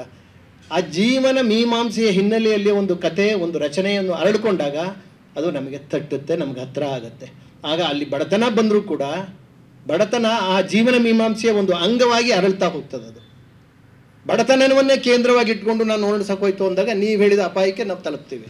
ಹಾಗಾಗಿ ಈ ಜೀವನ ಮೀಮಾಂಸೆ ಇದೆಯಲ್ಲ, ಜೀವನ ಮೀಮಾಂಸೆ ಅಂದ್ರೇನು? ನಾವು ಲೋಕದವನ್ನು ನೋಡುವ ಕಣ್ಣು. ಆಕ್ಚುಲಿ ಅದು ನಾವು ಲೋಕ ನೋಡ್ತಾ ಇದ್ದೀವಲ್ಲ, ಅದರ ಕಣ್ಣದು. ಲೋಕ ನೋಡುವ ಕಣ್ಣು ಅಂತಂದ್ರೇನು? ಬದುಕನ್ನು ಬದುಕಿಗಾಗಿ ನೋಡುವಂಥ ರೀತಿ, ಅದನ್ನು ಅನುಸರಿಸುವ ರೀತಿ, ಇವೇನಿವೆಯಲ್ಲ ಇದು ಜೀವನ ಮೀಮಾಂಸೆ. ಅಂದರೆ ತೆರೆದ ಬದುಕು ಅದು. ಆಕ್ಚುಲಿ ಆ ತೆರೆದ ಬದುಕನ್ನು ನೀವು ಹೇಗೆ ಗ್ರಹಿಸ್ತೀರಿ ಮತ್ತು ಗ್ರಹಿಸಿದ್ದನ್ನು ಹೇಗೆ ಅಭಿವ್ಯಕ್ತಿ ಮಾಡ್ತೀರಿ, ಅಭಿವ್ಯಕ್ತಿಗೆ ಏನೇನು ಪರಿಕರಗಳನ್ನು ಬಳಸ್ಕೊತೀರಿ ಅನ್ನೋದಿದೆಯಲ್ಲ, ಅದ್ರ ಮೇಲೆ ಡಿಪೆಂಡ್ ಆಗುತ್ತೆ. ಹಾಗಾಗಿ ಅದನ್ನು ನಾವು ಯಾವುದೇ ಈ ಎಲ್ಲ ಪರಿಕರಗಳನ್ನು ಬದಿಗಿಟ್ಟು ಅದನ್ನೇ ಎತ್ಕೊಂಡು ಅದನ್ನೇ ವರ್ಣಿಸೋಕೋಯ್ತು ಅಂದರೆ ಆ ಅಪಾಯಕ್ಕೆ ಹೋಗ್ತೀವಿ. ಅದಲ್ಲದೆ ಅದನ್ನೂ ಇಟ್ಕೊಂಡು ಹೀಗೆ ಮಾಡ್ತೀವಿ ಅಂತಂದರೆ ನಮಗೆ ಹತ್ತಿರ ಆಗುತ್ತೆ. ಹಾಗಾಗಿ ಒಂದು ಮಾತು ಬರುತ್ತೆ, ಸಮಾಜದ ಮಾನವೀಯ ಮೌಲ್ಯಗಳನ್ನು ಕಟ್ಟುವಂಥ ತಲ್ಲಣಗಳಿಲ್ಲದೆ ಇರುವಂಥ ಸಾಹಿತ್ಯ ಹೆಚ್ಚು ದಿನ ಉಳಿಯಲ್ಲ ಅಂತೇಳಿ ಇವತ್ತು ನಾವು ಕುವೆಂಪು ಆಗಲಿ ಮತ್ತೊಬ್ಬರೇ ಆಗಲಿ ನಾವು ಇವತ್ತು ನೆನೆಸ್ಕೋತೀವಿ. ಯಾಕೆ ಅಂತಂದರೆ ಸಮಾಜದಲ್ಲಿರುವ ಈ ತಲ್ಲಣಗಳನ್ನು, ಈ ಮೌಲ್ಯಗಳ ತಲ್ಲಣಗಳಿಗೆ ಅವರು ದಣಿಯಾಗುವಂಥ ಸಾಹಿತ್ಯ ಕೊಟ್ಟರು. ಸೊ ಹೀಗಾಗಿ ನಾವು ಸಮಾಜದ ತಲ್ಲಣಗಳಿಗೆ ನಾವು ಕಿವಿ ಒಡ್ಡಬೇಕಾಗತ್ತೆ, ಮನಸ್ಸೊಡ್ಬೇಕಾಗತ್ತೆ. ಈ ಮನಸ್ಸೊಡ್ಡುವಾಗ ವರ್ತಮಾನವನ್ನು, ತಾಯಿ ಕರಳಿರ್ಬೇಕು ಒಬ್ಬ ಲೇಖಕನಿಗೆ, ಒಬ್ಬ ಸೃಜನಶೀಲ ಲೇಖಕನಿಗೆ. ತಾಯಿ ಕರಳಿಲ್ಲ ಅಂತಂದ್ರೆ ಹೊರಟಾಗ್ತಾನೆ ಅವನು. ವಾತ್ಸಲ್ಯ ಇರಬೇಕು, ಅಂತಃಕರಣ ಇರಬೇಕು, ದಯೆ ಇರಬೇಕು. ಇವೆಲ್ಲವೂ ಇದ್ದಾಗ ನಾನು ಹೇಳಿದ್ದೆಲ್ಲ ಮುಂಚೆನೆ ಸ್ಥೂಲವಾಗಿ ಮುಗ್ಧತೆಯಲ್ಲಿರ್ತಕ್ಕಂಥ ವಿಸ್ಮಯ, ಕುತೂಹಲಗಳು ಇವೆಲ್ಲವೂ ಕೂಡ ಇವನ್ನೆಲ್ಲ ಒಳಗೊಂಡಿದ್ದೇ. ಇದು ಅಂಥ ಒಂದು ಭಾವ ಇತ್ತು ಅಂದರೆ ಅದು ಚೆನ್ನಾಗಿ ಅನಾವರಣಗೊಳ್ಳುತ್ತೆ ಅನ್ನುವಂಥದ್ದು ನನ್ನ ಗ್ರಹಿಕೆ. ಸಿದ್ಧಾಂತ ಅಲ್ಲ, ಅದು ಗ್ರಹಿಕೆ. ನಾವು ಹೇಳಿದಂಗೆ ಗೊತ್ತಾಗ್ಬಿಡ್ತಾರೆ ಅವರೇ ಒಂದು ಹೇಳಿದ್ರು, ವೈಭವೀಕರಣ ಮಾಡೋದನ್ನ. ವೈಭವೀಕರಣ ಮಾಡೋದು ಯಾರಿಗೆ ಅರ್ಥ ಆಗುತ್ತೆ?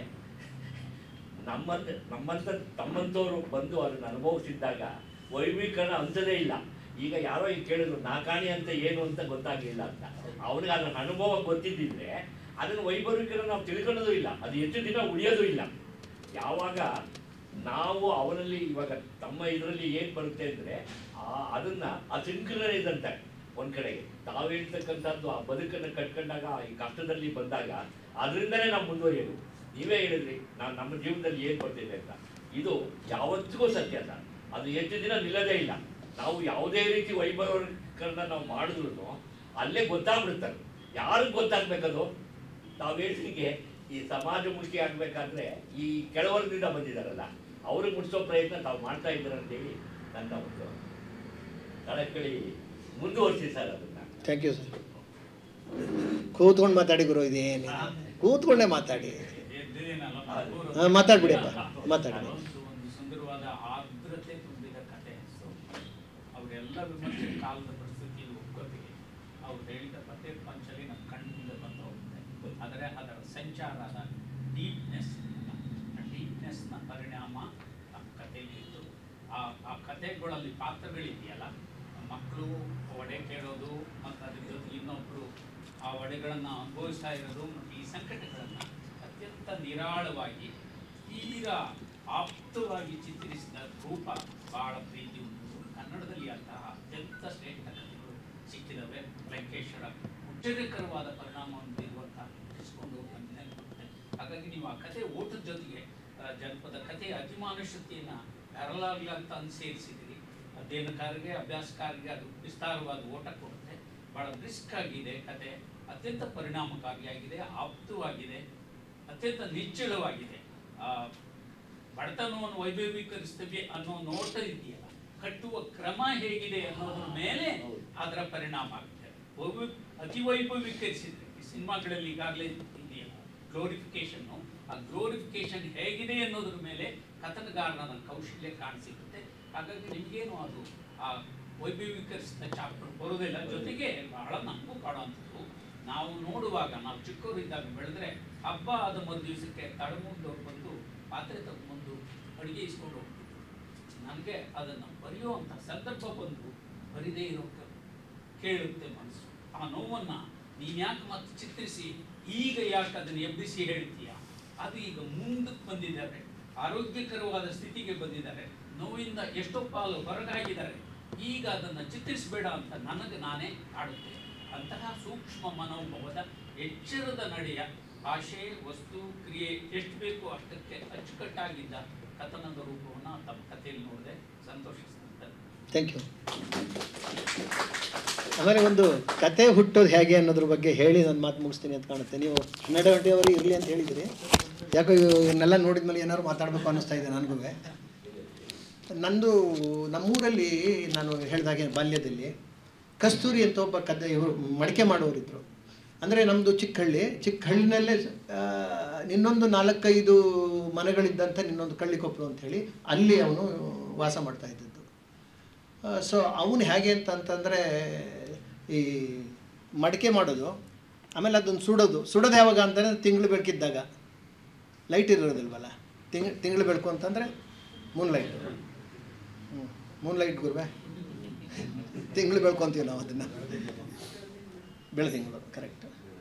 ಸೊ ಅವನು ಏನು ಮಾಡೋದು, ಆ ಇರುಳು ಹೊತ್ತು ಆ ಮಡಿಕೆಗಳನ್ನ ಕಾಯಿಸ್ಲಿಕ್ಕೆ ಒಲೆಗೆ ಬೆಂಕಿ ಹಾಕಿ ಪದ ಶುರು ಮಾಡ್ತಿದ್ದ, ಹಾಡೋಕ್ಕೆ ಶುರು ಮಾಡೋನು. ಅದು ಆ ಊರು ಮತ್ತು ನಮ್ಮ ಮನೆ ಹೀಗೇ. ಅದು ಹೆಂಗೆ ಅಂತಂದರೆ ಇಲ್ಲೇ ಪಕ್ಕದಲ್ಲಿ ಕೂತ್ಕೊಂಡು ಹಾಡ್ತಾ ಇದ್ದೇನೆ ಅನ್ನಂಗೆ ಕೇಳೋದು ನಮಗೆ. ಸೊ ಅವನು ಭಾರಿ ದಿನ ನನಗೆ, ಆಮೇಲೆ ರಾತ್ರಿ ಹೊತ್ತು ಬೇಸಿಗೆ ಕಾಲದಲ್ಲಿ ಸುಗ್ಗಿ ಎಲ್ಲ ಆದಮೇಲೆ ಈ ಬೀದಿಯಲ್ಲಿ ಚಾಪೆ ಹಾಯಿಸ್ಬಿಟ್ಟು ಹೆಣ್ಣುಮಕ್ಕಳುಗಳು ಚಾಪೆ ಎಣಿಯೋದು, ಈ ನಮ್ಮಂಥ ಹುಡುಗರುಗಳು ಏನು ಕಬಡ್ಡಿ ಆಡೋದು, ಇಲ್ಲ ಅಂತಂದರೆ ಕೋಲಾಟ ಆಡೋದು, ಹೀಗೆ ನಡೀತಾ ಇತ್ತು. ಅದೊಂಥರ ಅದರ ಇದೇ ಬೇರೆ, ಅದು ಚಿತ್ರನೇ ಬೇರೆ ಅದು. ಹಾಗೆ. ಸೊ ಅದಾದ ಮೇಲೆ ನನಗೆ ಏನಾಯಿತು, ಈಗ ಅದೆಲ್ಲ ಅವನು ಅವತ್ತು ಅಷ್ಟು ನನಗೆ ಕಾಡಲಿಲ್ಲ. ಆಮೇಲೆ ನನಗೆ ಅವನು ಏನಾರು ಮಾಡಿ ಒಂದು ಕತೆ ಮಾಡಬೇಕಲ್ಲ ಅಂದ್ಕೊಂಡೆ. ಇಲ್ಲ, ಒಂದು ಸರಕು ತುಂಬ ಜಾಸ್ತಿ ಇದೆ, ಕತೆ ಮಾಡೋಕ್ಕಾಗೋದಿಲ್ಲ, ಹಾಗಾಗಿ ಒಂದು ಕಾದಂಬರಿ ಬರೀಬೇಕು ಅಂತ ಅಂದ್ಕೊಂಡೆ. ಬರೆದೆ ಸುಮಾರು 80 ಪುಟದವರೆಗೂ ಬರೆದೆ. ನೋಡಿದೆ ಅದು ವರದಿ ಆಗೋಕ್ಕೆ ಶುರು ಆಯಿತು. ಅದು ಯಾಕೋ ಕಾದಂಬರಿ ಆಗೋಕ್ಕಾಗಲಿಲ್ಲ, ಇಟ್ಬಿಟ್ಟೆ ತೆಗೆದೆ ಈಚೆ. ಆಗೋದಿಲ್ಲ ನನಗೆ ಕತೆ ಬರೆಯೋಕ್ಕಾಗೋದಿಲ್ಲ, ಕಾದಂಬರಿ ಬರೆಯೋಕ್ಕಾಗೋದಿಲ್ಲ, ನನಗೆ ಕತೆನೇ ಸರಿ ಅಂತ ಅಂದ್ಕೊಂಡೆ. ಸೊ ನಾನು ಆವಾಗ ಕನ್ನಡ ಸಂಸ್ಕೃತಿ ಇಲಾಖೆಯಲ್ಲಿ ನಮ್ಮ ಆಫೀಸ್ ಇದ್ದಿದ್ದು ಮಿಥಿಕ್ ಸೊಸೈಟಿ ಬಿಲ್ಡಿಂಗು, ಅಂದರೆ RBI ಇದೆಯಲ್ಲ ಅದರ ಅಪೋಸಿಟ್ಟು. ನಮ್ಮ ಮನೆ ಇದ್ದದ್ದು ಕ್ವಾರ್ಟರ್ಸ್ನಲ್ಲಿ ಜೀವನ್ ಭೀಮನಗರ.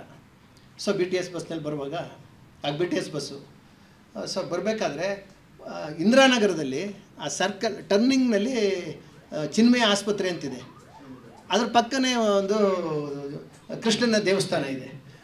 ನಾನು ಕಿಟಿ ಪಕ್ಕ ಕೂತಿದ್ದೆ, ಆ ಕಡೆಯಿಂದ ಬರ್ತಾ ಇರಬೇಕಾದ್ರೆ ಅಲ್ಲಿ ಮುಂದ್ಗಡೆ, ಆ ದೇವಸ್ಥಾನದ ಮುಂದ್ಗಡೆ ಒಂದು ಟವಲ್ ಹಾಯಿಸ್ಕೊಂಡು ಒಬ್ಬ ಮುದುಕ ಕೂತಿದ್ದಾನೆ. ಆ ಭಕ್ತಾದಿಗಳು ಬಂದು ಹೋಗ್ತಾರಲ್ಲ, ಅವ್ರೇನಾರು ಕಾಣಿಕೆ ಕೊಡಕ್ಕೆ ಅಂಥೇಳಿ ಅವನು ಆ ಕೆಲಸ ಮಾಡ್ತಾಯಿದ್ದಾನೆ. ನಾನು ಹಿಂಗೆ ಟರ್ನ್ ಆಗಿ ಬಸ್ ಹಿಂಗೆ ಟರ್ನ್ ಆದಾಗ ಅವನು ನನ್ನ ಕಣ್ಣಿಗೆ ಬಿದ್ದ. ಥೇಟು ಆ ಕಸ್ತೂರಿನೇ ಇಲ್ಲಿ, ಅಷ್ಟೊತ್ತಿಗೆಲ್ಲ ಒಂದು ಸತ್ಯಾಲೆ 10-15 ವರ್ಷ ಆಗೋಗಿದೆ, ಥೇಟು ಕಸ್ತೂರಿನಲ್ಲಿ ಬಂದು ಕೂತಿದ್ದಾನೆ ಅಂತ ಆ ಕ್ಷಣಕ್ಕೆ ಕರೆಂಟ್ ಹೊಡೆದಂಗೆ ಹೊಡಿತು ನನ್ನ ಮನಸ್ಸಿಗೆ ಅವತ್ತು. ಆಮೇಲೆ ಯಾಕೋ ಅವನು ಹತ್ತಿಬಿಟ್ಟ, ನನಗೆ ಒಳಗಡೆ ಸೇರ್ಕೊಂಬಿಟ್ಟ. ಸೊ ನನಗೆ ಒಟ್ಟು ಅದು 10 ವರ್ಷ ತಿಣುಕಾಡಿದಂಥ ಆ ಕಸ್ತೂರಿಯ ಕತೆ 3 ತಿಂಗಳೊಳಗೆ ಬರೆದು ಮುಗಿಸ್ಬಿಟ್ಟೆ. ಅದೇ ಮುಂಜಾವು ಕಾದಂಬರಿ, ಅದೇ ಮುಂದೆ. ಅಂದರೆ ಏನಪ್ಪ ಅಂತಂದರೆ, ನಾವು ಏನು ಗ್ರಹಿಸ್ತೀವಲ್ಲ ಅವೆಲ್ಲವೂ ಕೂಡ ನಮ್ಮನ್ನು ಕತೆ ಮಾಡಲಿಕ್ಕೆ ಸಾಧ್ಯ ಆಗೋದಿಲ್ಲ. ಆದರೆ ಪರಿಣಾಮ ಇದೆಯಲ್ಲ, ಅದು ನಂದು ಆಗುತ್ತಲ್ಲ, ಅದು ನನ್ನೊಳಗೆ ಬರುತ್ತಲ್ಲ, ನನ್ನೊಳಗೆ ಸೇರಿಕೊಂಡು ಅದು ನನ್ನನ್ನು ಏನು ಮಡಿತದೆ, ಇಲ್ಲಾಂದ್ರೆ ಒದಿತದೆ. ನನ್ನ ಕನ್ನಡ ಗ್ರಾಮ್ಯ ಭಾಷೆಯಲ್ಲಿ ಹೇಳಬೇಕು ಅಂದರೆ ಒಳಗಡೆಯಿಂದ ಒದಿಬೇಕದು, ಒದ್ದಾಗಲೇ ಅದು ಈಚೆ ಬರೋದು. ಸೊ ಹಾಗಾಯಿತು. ಇನ್ನೊಂದು ಪ್ರಪ್ರಥಮ ಬಾರಿಗೆ ವಚನ ಸಂಗೀತೋತ್ಸವ ಅಂತ ಹೇಳಿಬಿಟ್ಟು ನಾವು ಎಲ್ಲಿ ಬಸವನ ಬಾಗೇವಾಡಿಯ ಇದರಲ್ಲಿ ಅದನ್ನು ಮಾಡಿದ್ವಿ ಕನ್ನಡ ಸಂಸ್ಕೃತಿ ಇಲಾಖೆಯಿಂದ. ಅಲ್ಲಿ ದೊಡ್ಡದು ಮೊದಲನೇ ವರ್ಷ ಗ್ರ್ಯಾಂಡಾಗಿ ಆಗಬೇಕು ಅಂತೇಳಿ ಸ್ಟೇಜು ಇತ್ಯಾದಿ ಎಲ್ಲ ದೊಡ್ಡದಾಗಿರಬೇಕಾಗಿತ್ತು. ಅಲ್ಲಿ ಉದ್ಘಾಟನೆಗೆ ಒಂದು ದೀಪದ ಸ್ತಂಭ ಇರಬೇಕಲ್ಲ, ಕಂಬ ಇರಬೇಕಲ್ಲ, ದೀಪದ ಸ್ತಂಭದ್ದು ಸಿಕ್ತು ನಮಗೆ. ಇಷ್ಟು ಎತ್ತರ ಇತ್ತದು. ಆದರೆ ಅದೇನಾಗಿದೆ ಅಂತಂದರೆ ನಿಮ್ಮ ಪ್ಯಾಂಟಿದೆಲ್ಲ ಆ ಕಲರ್ ಇದೆ, ವೈಟ್ ಇಲ್ಲ. ಸೊ ಉಜ್ಜಿಸ್ಬೇಕು, ಜನ ಇಲ್ಲ, ಲೇಬರ್ ಯಾರು ಹುಡುಕ್ಬೇಕಲ್ಲ, ಹುಡುಕ್ತೋ ಯಾರೂ ಸಿಗ್ತಾ ಇಲ್ಲ, ಯಾರೂ ಒಪ್ತಾ ಇಲ್ಲ, ಹಿಂಗಾಗೋಯ್ತು. ಆಮೇಲೆ ಆ ದೂರದಲ್ಲಿ ಒಂದು ಫ್ಯಾಮಿಲಿ, ಒಂದು ಹೆಣ್ಣು ಒಂದು ಗಂಡು, ಅದಕ್ಕೆ ಒಂದು ಮಗು. ಸೊ ಅವನ್ನ ಹಿಡಿದೆ ಹೋಗಿ ಕರ್ಕೊಂಬಂದೆ. ಅವ್ರು ಒಪ್ಕೊಂಡ್ರು, ನಾನು ಉಜ್ಜಿಕೊಡ್ತೀನಿ ಹಾಗೆ ಅಂತೇಳಿ. ಅವನು ಹೆಂಡ್ತಿ ನೀರು ಹಾಕಿದ್ಲು, ಇವನು ಮರಳು ಮತ್ತು ಆ ಜುಂಗು ಇರುತ್ತಲ್ಲ, ಉಜ್ಜಿ ಎಲ್ಲ ಕ್ಲೀನಾಗಿ ಶೈನಿಂಗ್ ಬರೋ ಹಂಗೆ ಮಾಡಿಕೊಟ್ಟ. ಸೊ ಅವ್ರು ಹೇಗೆ ಅಂತಂದರೆ, ಚಿಕ್ಕ ಮಗು ಇದೆ, ಒಂದು 5-6 ವರ್ಷದ ಮಗು. ಅವರು ಬೀದರ್ನಿಂದವ ಬಂದುಬಿಟ್ಟಿದ್ದಾರೆ. ಯಾಕೆ ಬಂದಿದ್ದಾರೆ ಅಂದರೆ, ಅವನು ಮುಸ್ಲಿಮು, ಇವಳು ಹಿಂದೂ. ಅವ್ರ ತಾಯಿ ಹೇಳ್ತಾರೆ, ನಿನ್ನ ಕೊಂದುಬಿಡ್ತಾರೆ, ಬೇಡ, ಒಂದಷ್ಟು ವರ್ಷ ನೀನು ದೂರ ಹೋಗಿ ಇದ್ದು ಬಾರಪ್ಪ ಹಾಗೆ ಅಂತೇಳಿ ಅವರ ಅಮ್ಮ ಕಳಿಸ್ಬಿಟ್ಟಿರ್ತಾಳೆ. ಅವನು ಹೆಂಗೆ ಅಂತ ಅಂದರೆ, ನಾನು ನೋಡ್ತಾನೆ ಇದ್ದೀನಿ ಅವನ್ನ, ಬರೀ ನಗೋದು ಎಲ್ಲಕ್ಕೂ ಅಂದರೆ ಹುಚ್ಚುಚ್ಚಾಗಿ ನಗೋದಲ್ಲ, ಆ ಮಗುನ ಆಡಿಸೋದು, ಅವಳು ಕಿಚಾಯಿಸೋದು, ಹೆಂಡ್ತಿಗೇನೋ ಹಿಂಗೆ ಮಾಡೋದು, ಅವಳು ಹಿಂಗೆ ಮುನ್ಸಿನಲ್ಲಿ ಅವಳು ಹಿಂಗೆ ಹೊಡೆಯೋದು. ಅದು ಸುಮ್ಮನೆ ಕಲ್ಪಿಸ್ಕೊಳ್ಳಿ ನೀವು. ಹಾಗೆ ಲವಲವಿಕೆಯಿಂದ ನಗನಗ್ತವ ಇದ್ದಾರೆ. ಅವ್ರು ಮನಗೋದೆಲ್ಲಿ ಅಂತಂದರೆ, ಅಲ್ಲೊಂದು ಯಾವುದೋ ಒಂದು ಗುಡಿಸಲು ಥರ ಇದೆ, ಅಲ್ಲೂ ಮನಗಬೇಕು. ಆಗ್ತಾನೆ ಬಂದಿದ್ದಾರೆ, ಬಂದು 1 ವರ್ಷವೂ ಆಗಿಲ್ಲ.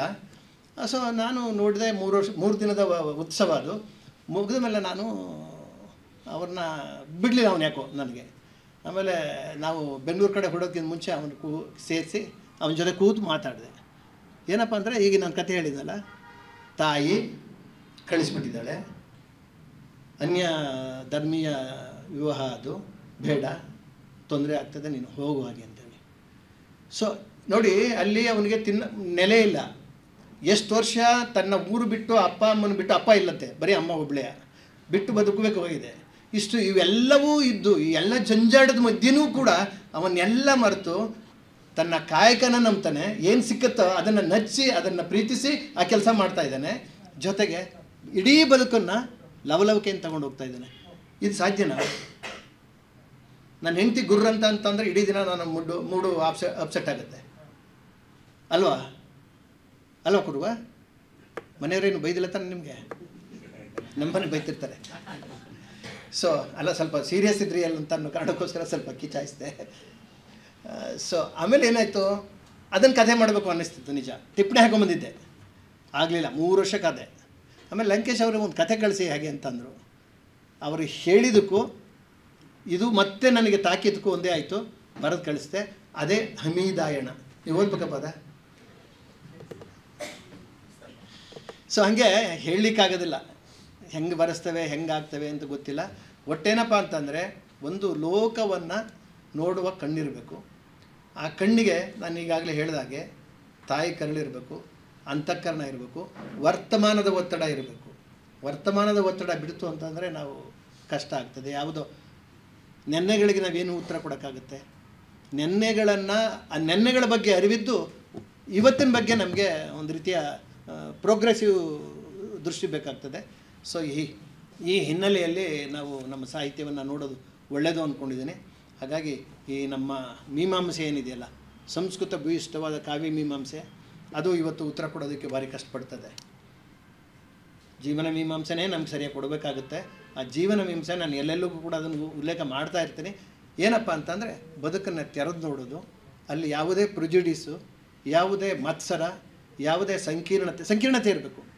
ಇವ್ಯಾವು ಇಲ್ದೇ ಮುಕ್ತವಾಗಿ ನಾವು ನೋಡ್ತೀವಲ್ಲ, ಮುಕ್ತವಾಗಿ ನೋಡುವ ಮನಸ್ಸು ನಾವು ಇಟ್ಕೊತ್ತು ಅಂತಂದರೆ ಒಂಚೂರು ಏನಾದ್ರು ಹತ್ತಿರಕ್ಕೆ ಹೋಗೋಂಗೆ, ಶ್ರೇಷ್ಠ ಅಂತ ನಾನು ಕರೆಯೋಕ್ಕೆ ಹೋಗಲ್ಲ ಎಗೈನ್. ಸೊ ಹತ್ತಿರಕ್ಕೆ ಹೋಗ್ಲಿಕ್ಕೆ ಸಾಧ್ಯ ಆಗುತ್ತೆ ಅನ್ನುವಂಥ ಅಭಿಪ್ರಾಯ ನಾನು. ಇಲ್ಲಿ ಮೀಮಾಂಸೆ ಫಿಕ್ಸ್ ಅಲ್ಲ, ಕಾಲದ ಸಂದರ್ಭಕ್ಕೆ ಬರುವಂಥ ಜೀವನ ಮೀಮಾಂಸೆ. ನೀವು ಹೇಳಿ ಆಯಾ ಕಾಲದಲ್ಲಿ ಆ ಮೀಮಾಂಸೆನ ಬಳಸ್ಕೊಂಡು ಹೋಗ್ತಾ ಇರ್ತದೆ, ಕಟ್ತಾ ಇರ್ತದೆ. ಮುಗಿಸೋಣ ಗುರುವೆ. Thank you all.